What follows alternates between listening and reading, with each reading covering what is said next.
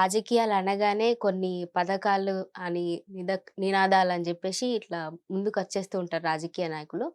So, ఈ ఉచిత పథకాల మీద పేదలకు ఎంతవరకి న్యాయం జరుగుతుంది? ఎంతవరకి హెల్ప్ అయితున్నాయి అవన్నీ? ఒకటి పథకాలు అనేది హ్మ్. ఈరోజు మొదలైంది గాదు. రేపటితో ఆగిపోయేది గాదు. హ్మ్. పథకాలు అనేది కంటిన్యూయస్ ప్రాసెస్‌గా జరుగుతూ ఉంటాయి.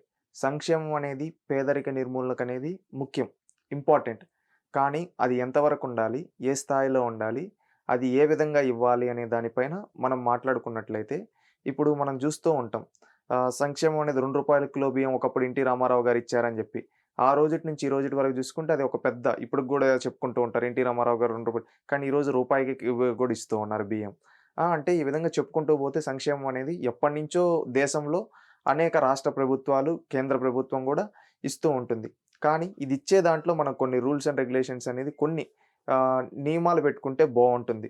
ఎందుకంటే పేదలు అనేవాళ్ళు మధ్య తరగతి ఆహ్, అబోవ్ క్లాస్ ఉంటారు గదా! దాంట్లో పథకాల పైన ఎక్కువ ఆధారపడేది మధ్య తరగతి వీళ్ళు ఎవరైతే పేదరికంలో ఉంటారో వాళ్ళకి మనం ప్రాపర్‌గా ఇవ్వగలగాలి. ఏ విధంగా ఇవ్వగలగాలంటే, ఇప్పుడు కొంతమందుంటారు. అన్నీ బావుంటాయి. ఇల్లుంటుంది. మంచి వాళ్ళ పిల్లలకి మంచి జాబ్స్ ఉంటాయి. వాళ్ళకి మంచి ఎర్నింగ్ ఉంటుంది. అలాంటి వాళ్ళు గూడా పథకాల కోసం ఆశపడుతూ ఉంటారు. అలాంటి వాళ్ళకి అసలు అవసరం లేదు పథకాలనేది. నిజంగా ఎందుకంటే వాడి కుటుంబం వెల్ సెటిల్డ్. అలాంటి వాళ్ళకి పథకాలు ఇవ్వాల్సిన అవసరం లేదు. ఎవరైతే నిజంగా పేదరికంలో ఉన్నారో ఇప్పుడు అలాంటి వాళ్ళకి ఇవ్వాలి. సంక్షేమం అనేది. ఇంకొకటి సంక్షేమం అనేది అప్పు జేసి ఇవ్వగూడదు. అభివృద్ధి జేసి ఇవ్వాలి. అప్పు జేసేందుకు పప్పు కూడా అంటారు గదా! ఆ విధంగా ఇప్పుడు ఒక రాష్ట్రం తీసుకుంటే టోటల్ ఆ రాష్ట్రంలో ఏం లేదు. అప్పుల్లో ఉంది. ఆ అప్పుల్లో ఉండేటప్పుడు ఇంకా నువ్వు అప్పు జేసి పప్పు కూడ పెడితే రాష్ట్రం దివాలా తీస్తుంది. ఈ మాట ఎందుకంటున్నామంటే మనం చిన్న ఎగ్జాంపుల్ ఒక ఇల్లు తీసుకుంటాం. ఒక ఇంట్లో ఒకడు కష్టపడి ఇంకొకడికి ఇస్తూ ఉన్నాడు.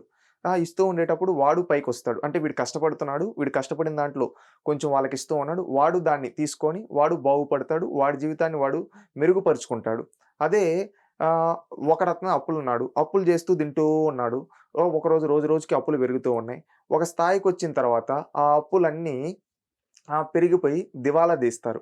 అదే విధంగా రాష్ట్రంలో గూడా అప్పులైపోయి జేసి మేము సంక్షేమం ఇస్తున్నాం అని ప్రతి ఒక్కడు చెప్పుకొని, నువ్వు అప్పు జేసి కొన్ని లక్షల కోట్లు అప్పు జేసి, నువ్వు దోచుకొని తిని పేదలకు ఒక రూపాయి ఇచ్చి నేను బాగు చేస్తున్నా అంటే ఎవరు నమ్మే పరిస్థితుల్లో లేరు. ఎందుకంటే రేపు దివాలా తీసిన తర్వాత ఆ భారం అంతా పేదవాళ్ళ పైనే పడుతుంది. అందుకని సంక్షేమం అనేది ఇవ్వాలి. పథకాలనేది ఇవ్వాలి. ఎలా ఇవ్వాలంటే అభివృద్ధి జేసి ఇవ్వాలి. అభివృద్ధి చేసి వచ్చిన ఆదాయాన్ని నువ్వు పేదలకు పంచాలి. అప్పుడు పేదరిక నిర్మూలన జరుగుతుంది. అంతేగాని అప్పు జేసి ఇస్తూ ఉంటే రేపు తిరిగి ఆ అప్పు ఎవడి పైన పడుతుంది? రాష్ట్రంలో ఉండే రాష్ట్రంలో ఉన్న వాళ్ళ పైన. పైనే పడుతుంది. అవును. అప్పుడేమవుతుంది? వాళ్ళు లాస్ట్‌లో అప్పుల పాలైపోయి ఈ నాయకుడేంలే ఈ దేశం కాకపోతే ఇంకొక దేశం, ఈ రాష్ట్రం కాకపోతే ఇంకొక రాష్ట్రం వాడు కోట్లు సంపాదించుకుంటాడు అవినీతులు చేసి వాడు బాగుపడతాడు. కానీ నష్టపోయేది రాష్ట్ర ప్రజలు, దేశ ప్రజలు నష్టపోతారు. అందుకని రాష్ట్ర ప్రభుత్వమైనా, కేంద్ర ప్రభుత్వమైనా అభివృద్ధి చేసి, ఆదాయాన్ని సృష్టించి ఆ వచ్చిన ఆదాయంలో నుంచి పేదలకు పంచి, సంక్షేమాన్నిచ్చి, ఆ పేదరిక నిర్మూలన చేసి, అప్పుడు బావుంటుంది. అంతేగాని అప్పు జేసి పప్పు కూడొద్దని నా అభిప్రాయం. అంటే ఫినాన్షియల్ స్టేటస్‌ని బట్టి అది ఎస్టిమేట్ జేసిన తర్వాతనే ఎవరైతే అర్హులో వాళ్ళకే ఇవ్వాలి అని అంటారు. So yes.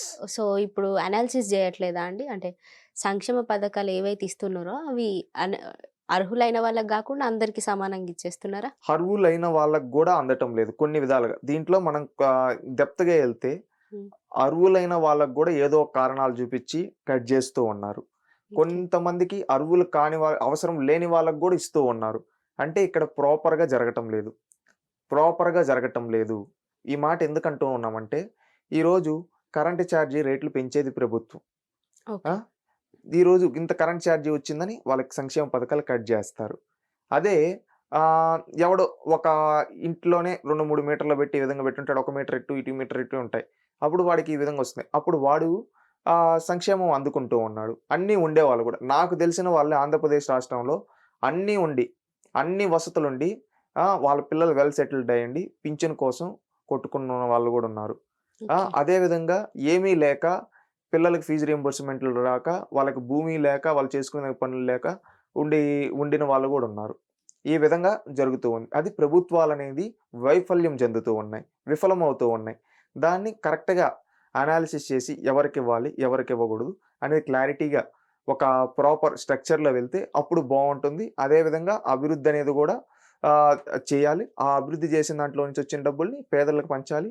మళ్ళీ అదే విధంగా వాళ్ళ స్టాండర్డ్స్‌ని పెంచి ఈ పేదరికం అనేది లేకుండా అందరిని అబోవ్ క్లాస్‌కి తీసుకొనొచ్చిన రోజు సంక్షేమ పథకాలనేది దేశంలో ఎవరికి ఇవ్వాల్సిన ఎందుకంటే అప్పుడు అందరూ వెల్ సెటిల్డ్‌గా ఉంటారు కాబట్టి, అప్పుడు నువ్వు ఇవ్వాల్సిన needs proper free education, free health ఇలాంటివి ఇస్తే సరిపోతుంది.